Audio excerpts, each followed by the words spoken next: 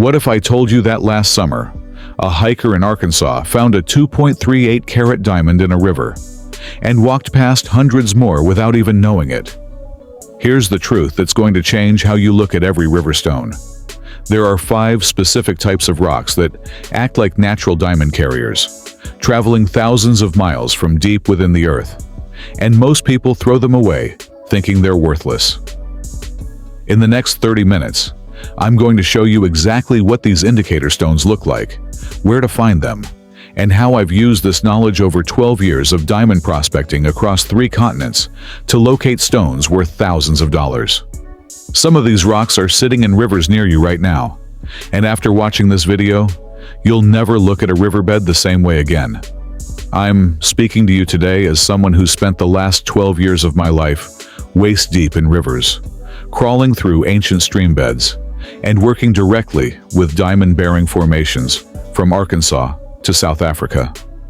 My name represents thousands of hours analyzing river sediments, countless conversations with old-time prospectors, and yes, finding raw diamonds in places where experts said they didn't exist. In this comprehensive guide, you're going to discover 5 critical river stones that geologists call indicator minerals, nature's signposts pointing directly to diamonds. More specifically, you'll learn the exact visual characteristics of each indicator stone and why they matter, how to identify these stones even if you have zero geology background, the scientific reason these rocks travel alongside diamonds, where these river systems exist and how to legally prospect them, real-world success stories, and the actual odds of finding diamonds. The methods I personally use to separate these stones from ordinary river gravel. And the one mistake that causes 90% of amateur prospectors to walk right past diamond-bearing areas. Whether you're a rock hound, a weekend prospector, someone fascinated by geology, or just curious about finding your own diamonds, this is information that textbooks don't teach, and most prospecting guides completely overlook. But here's what most people don't realize. Diamonds don't just appear in rivers randomly. They follow specific geological pathways, and these 5 stones are the breadcrumbs nature leaves behind. Miss these signs, and you're just looking at pretty rocks. Recognize them, and you're reading a geological treasure map written over millions of years. Let's dive in. Why diamonds hide in rivers, the science you need to know, how diamonds form and travel. Before we talk about river stones, you need to understand something mind-blowing. The diamond you might find in a river today began its journey 150 to 200 kilometers beneath the Earth's surface, in a region geologists call the lithospheric mantle. Down there, at temperatures exceeding 1,200 degrees Celsius and pressures 50,000 times greater than sea level, carbon atoms arrange themselves into the hardest natural substance on Earth. But diamonds can't reach the surface on their own. They need a violent, explosive delivery system. Enter kimberlite pipes. These are ancient volcanic eruptions that exploded upward at speeds exceeding 400 kilometers per hour, carrying diamonds and surrounding rock from the mantle to the surface in a matter of hours. Imagine a geological freight elevator traveling upward with such force that it punches through hundreds of kilometers of solid rock. This happened millions of years ago. In North America, most kimberlite eruptions occurred between 50 and 1,100 million years ago. In Africa, some are even older, dating back 2 billion years. From volcanic pipes to river systems. Now, here's where it gets interesting for prospectors like us. Those ancient kimberlite pipes, once sitting at the surface, have been exposed to millions of years of erosion. Rain, ice, wind, and geological upheaval broke them down. Rivers became nature's conveyor belts, carrying kimberlite material, including diamonds and our 5 indicator stones, sometimes hundreds of miles away from the original source. This is called alluvial diamond deposition, and it's why you can find diamonds in rivers nowhere near visible volcanic pipes. The pipe might be completely eroded away, buried under sediment, or located miles upstream. But the river remembers. It's been sorting and transporting this material for millennia. Why these 5 stones matter. Diamonds are incredibly rare, even in diamond-bearing kimberlite. We're talking about 1 to 6 parts per billion in most deposits. You could process tons of material and never see a diamond. But here's the geological gift. Certain minerals form under the exact same extreme conditions as diamonds. They're more common, easier to spot, and they travel together with diamonds in river systems. These are indicator minerals, and they're your geological detection system. When I'm prospecting a new river, I'm not looking for diamonds first. I'm looking for these 5 stones. Find them in concentration, and you've found a diamond pathway. It's like following footprints to the source. In my years of prospecting, I've walked past beautiful rivers with crystal clear water and perfect gravel bars, but 0 indicator minerals. I didn't waste time there. Then I've found muddy, unremarkable streams loaded with these 5 stones, and that's where I focused my efforts. That's where I found diamonds. Let me share something that happened 3 years ago in Montana. I was researching a creek system that old mining reports mentioned briefly. Spent 2 days sampling gravel, nothing but quartz and granite. Then, half a mile upstream, I found a concentration of dark red garnets in a specific type. Within 4 hours of focused sampling in that area, I recovered my first raw diamond from that creek. The garnets told me I was in the right place. Nature's Diamond Detectors, your visual identification guide. Indicator stone number 1, Pyrope garnet, the blood red signal. If you find only 1 stone from this list, let it be this one. Pyrope garnet is the single most reliable indicator of diamond-bearing kimberlite, and it's distinctive enough that even beginners can identify it. Visual identification. Pyrope garnets range from deep blood red to purplish red, and occasionally orange red. They're typically translucent to transparent, which means if you hold them up to sunlight, light passes through them with a beautiful glow. Size-wise, you're usually looking at stones between 2 millimeters and 8 millimeters in river deposits, about the size of peppercorns to small peas. The shape is crucial. These garnets are often rounded from river tumbling, but look closely and you'll see they maintain a slightly dodecahedral shape, meaning they have 12 faces, though worn smooth. The surface usually has a slightly resinous or waxy luster when wet. Why it matters. Pyrope garnet forms at depths of 80 to 200 kilometers, in the exact temperature and pressure range where diamonds are stable. It's part of the kimberlite magma that brings diamonds to the surface. The specific chemistry, high magnesium content, makes it distinct from common garnets you'd find in metamorphic rocks. Field testing. Here's my quick field test. Pyrope garnet is relatively hard, 7 to 7.5 on Mohs scale, and will easily scratch glass. It's also noticeably denser than most river pebbles. You'll feel the weight difference if you handle it. If you have a strong magnet, many pyrope garnets show weak magnetic attraction due to iron content. Where I've found it.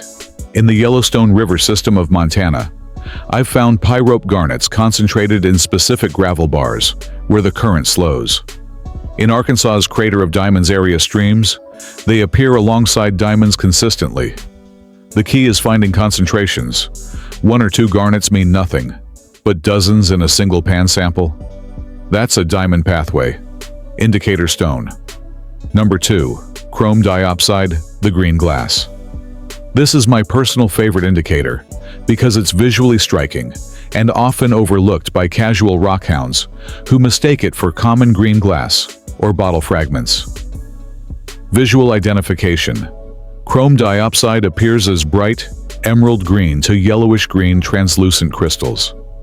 In river deposits, you're looking for small pieces, typically 3 millimeters to 10 millimeters, that look almost like green glass shards, but with a distinctive internal structure. Hold it to light and you'll see it glows with an intense green color. The crystal structure, when not completely worn, shows a stubby prismatic shape with squared-off ends. The surface has a vitreous, glassy luster, and internal fractures often create interesting light patterns. Why it matters. Chrome diopside forms in the same mantle environment as diamonds, specifically in Hardsbergite and Lertzolite rocks that make up kimberlite xenoliths, rock fragments brought up from the mantle. The chromium that gives it the green color indicates deep mantle origin, exactly where diamonds come from. The mistake people make. I can't tell you how many times I've watched people throw chrome diopside back into the river thinking it's broken glass. Real bottle glass is usually lighter green, has air bubbles, and feels lighter. Chrome diopside is noticeably heavier. The green is more intense and uniform, and there are no bubbles. Field testing. Chrome diopside has a hardness of 5.5 to 6.5, so it will scratch glass, but can be scratched by quartz. It has perfect cleavage in two directions, meaning it tends to break along flat plains. The density is higher than typical river stones, about 3.2 to 3.4 grams per cubic centimeter. Personal discovery. Last year in Wyoming, I was working a creek that had been prospected for years, with no reported diamond finds. Everyone was focused on a specific gravel bar. I moved a quarter-mile downstream to a slower section behind a natural rock dam. Found a concentration of chrome diopside in my first pan. Spent 3 days working that area intensively and recovered 2 small raw diamonds. The chrome diopside was the key. It showed me where the heavy mineral accumulation was happening. Indicator stone number 3. Olivine, the olive green survivor.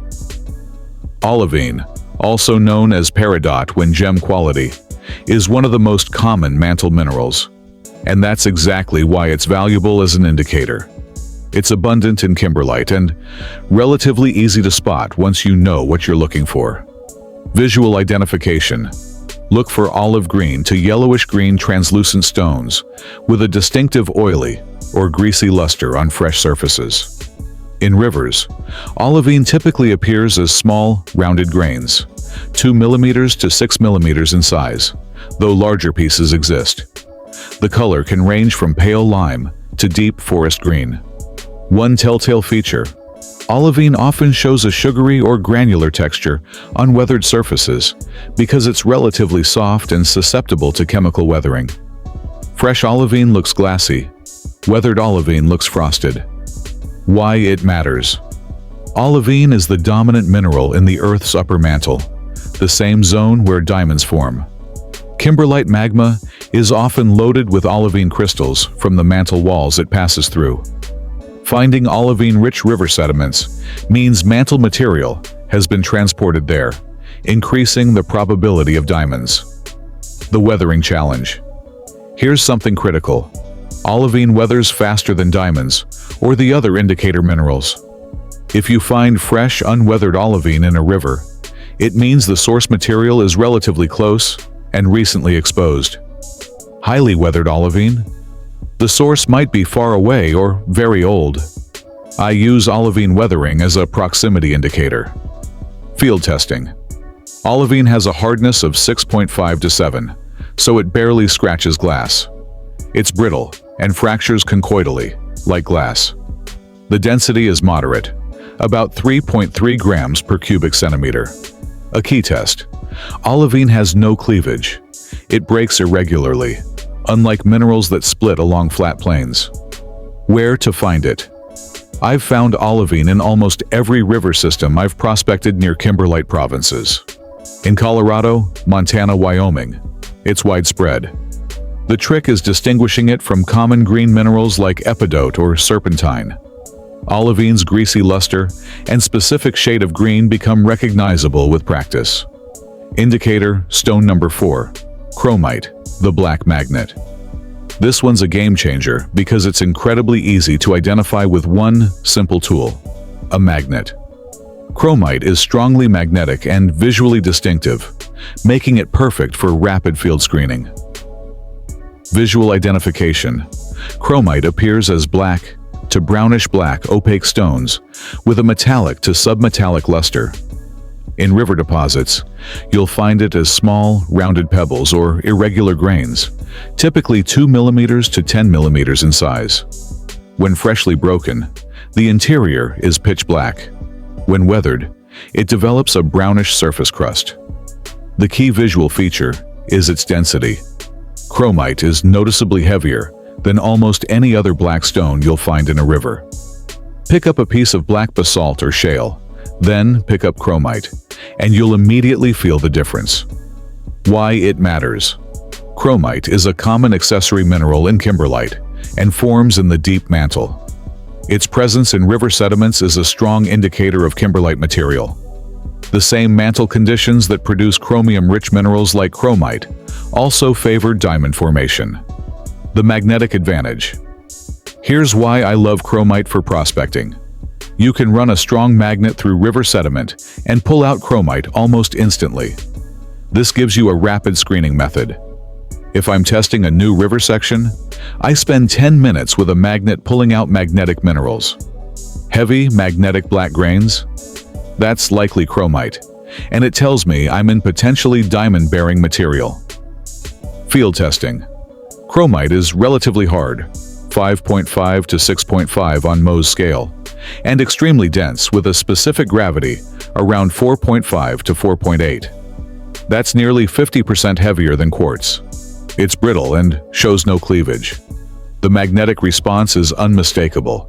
A strong, rare earth magnet will grab chromite grains and hold them firmly. Real-world application. In South Africa's famous diamond rivers, prospectors have used chromite concentrations as pathfinders for centuries. There's a direct correlation. Areas with heavy chromite concentration in river sediments show higher diamond recovery rates. I apply this same principle in North American rivers. Find the chromite layers in gravel bars, and you've found where the heavy minerals, including diamonds, are naturally concentrating. Indicator. Stone number 5. Ilmenite, the titanium tracker. Ilmenite is my secret weapon indicator because most amateur prospectors don't know about it. Yet it's extremely reliable and often more abundant than the other indicators. Visual identification. Ilmenite looks like metallic black to steel gray stones with a submetallic luster when fresh. In rivers, it typically appears as flattened, plate-like grains or rounded pebbles, ranging from 2 millimeters to 12 millimeters. The surface often has a slightly iridescent quality. You might see rainbow tarnish colors, especially on weathered surfaces. The diagnostic feature is its shape. Ilmenite often forms tabular flat crystals, so even when tumbled in a river, it maintains a somewhat flattened appearance, rather than becoming spherical like most pebbles. Why it matters. Ilmenite is a titanium iron oxide that's extremely common in kimberlite. In fact, it's often the most abundant heavy mineral in kimberlite, after olivine. The specific composition and grain characteristics of kimberlitic ilmenite differ from ilmenite found in other rock types. But for our purposes, finding any ilmenite in concentration is a positive indicator. The titanium connection. Here's a geological insight. Kimberlite-related ilmenite often contains elevated chromium and magnesium. Laboratory analysis can distinguish kimberlitic ilmenite from basaltic or metamorphic ilmenite. But in the field, the presence of abundant ilmenite alongside any of the other 4 indicators dramatically increases the probability you're working diamond-bearing sediment. Field testing. Ilmenite has a hardness of 5 to 6 and is weakly magnetic. You'll need a strong rare earth magnet to pick it up, and it won't stick as strongly as chromite. The density is high, 4.7 grams per cubic centimeter, so it feels noticeably heavy. A streak test, rubbing it on unglazed porcelain, leaves a black streak. How I use it. When I'm processing river gravel, ilmenite often appears in the same layers as diamonds because they have similar densities and settle together during sediment transport.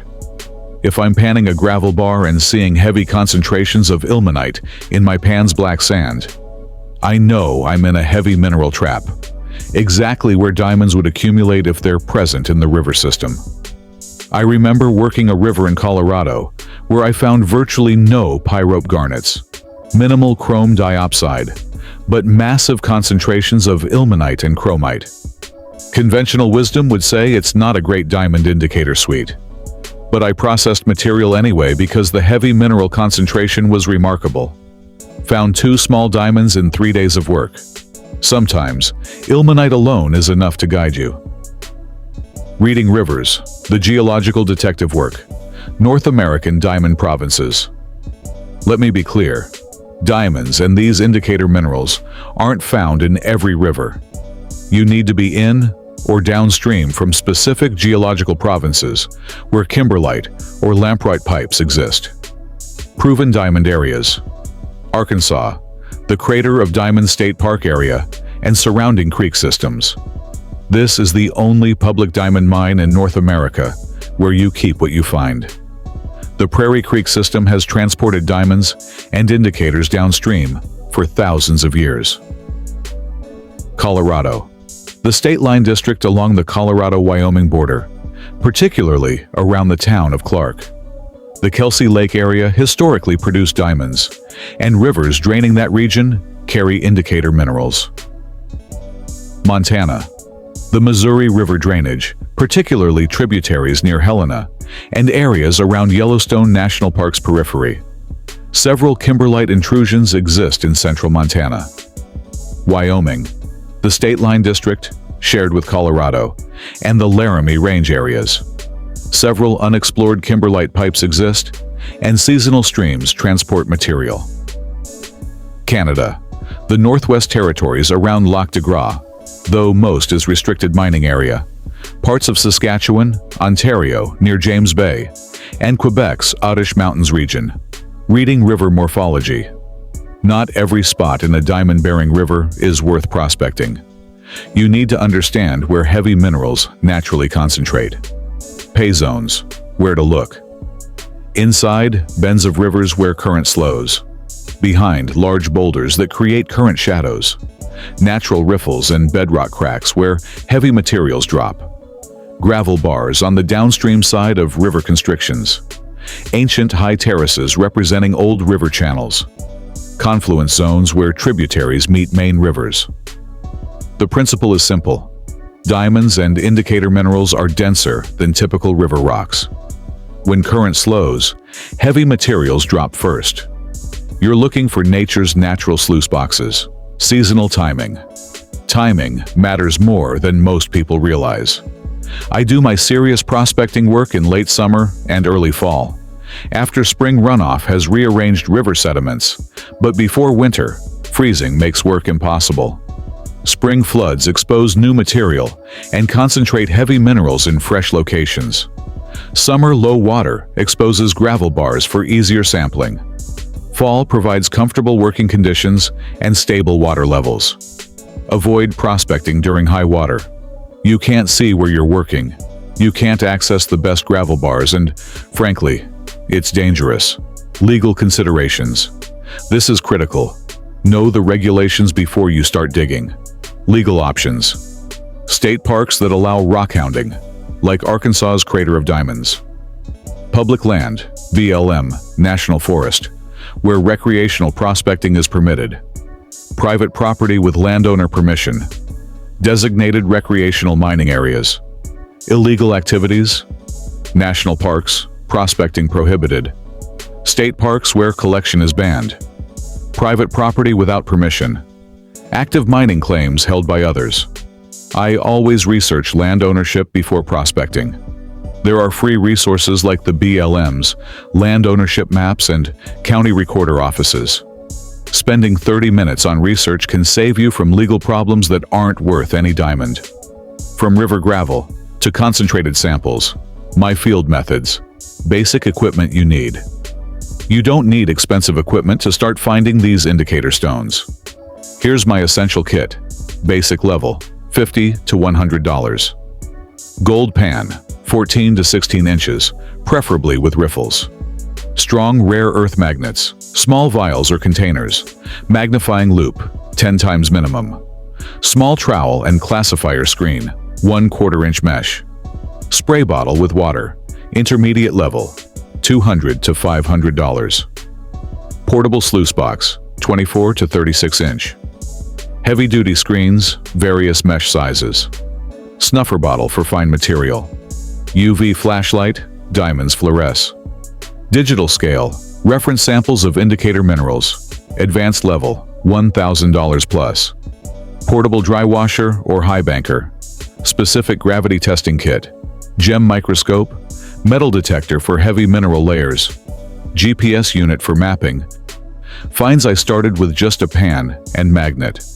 Honestly, that's enough to find indicator stones and determine if a river area is worth working seriously. The panning process. Here's my step-by-step process, refined over thousands of pans. Step 1. Material selection. Sample from multiple locations, not just one spot. I take test pans every 50 feet along a promising section. Focus on bedrock contact points, inside bends, and behind obstacles. Step 2. Initial classification. Screen material through 1/4 inch mesh. Larger rocks go back to the river. What passes through gets panned. Step 3. Rough panning. Fill pan 2/3 full. Submerge in water. Break up clay and mud. Use circular motion to allow heavy materials to settle to the bottom. Tilt pan and let lighter material wash off the top. Takes practice, but you'll develop rhythm. Step 4. Fine panning. When you're down to about a cup of concentrated material, mostly black sands and heavy minerals, slow down. Gentle swirling motions. You're looking for those distinctive indicator stones to appear. Step 5. Magnetic separation. Run your magnet through the black sands. Pull out Chromite and Ilmenite. If you're seeing good amounts, you're in the right area. Step 6. Visual sorting. With a spray bottle to keep material wet and light reflecting properly, use your loupe to examine the remaining heavy minerals. Look for those distinctive garnets, red, chrome diopside, green, and olivine, olive green. Processing larger volumes. Once you've identified a promising location with good indicator concentrations, you want to process more material. This is where sluice boxes and mechanical processing help. A simple sluice box can process 50 to 100 times more material than panning. Set it up in current, shovel classified gravel through it, and let water do the work. Heavy minerals collect in the riffles. Check your sluice every 30 minutes to harvest concentrates. My personal method. I run a 2-stage process. First stage, rough sluice to get down to concentrated heavy minerals. Second stage, careful panning of concentrates back at camp where I have good light, tools, and can examine material thoroughly. From indicators to diamonds. Here's the truth. Finding these 5 indicator stones is far easier than finding diamonds. You might find hundreds of indicator stones before you find a single diamond. But that's not discouraging. It's strategic. When I find concentrated indicators, I mark that GPS location. I map the distribution. I spend time carefully processing material from that specific zone. Because statistical probability says, if indicators are concentrated, diamonds from the same source are nearby. Diamonds in alluvial deposits are small. Most are under half a carat. Many are just a few points. You're looking for translucent crystals with high luster, often octahedral, 8-sided, or rounded from river transport. They don't look like cut diamonds. They look like slightly greasy glass pebbles. The UV flashlight trick. Many diamonds fluoresce under UV light, showing blue, green, or yellow glow. After dark, with your concentrated heavy minerals, hit them with UV. Diamonds often reveal themselves. Real finds, real odds, real talk about diamond prospecting. Notable amateur discoveries. Let me share some documented finds that prove this isn't fantasy. Arkansas, 2020. A visitor to Crater of Diamonds found a 9.07 carat diamond after only about 2 hours of searching. But here's context. Over 75,000 diamonds have been found there since it became a park in 1972. That's averaging about 1,500 diamonds per year from thousands of visitors. Your odds of finding anything over 1 carat?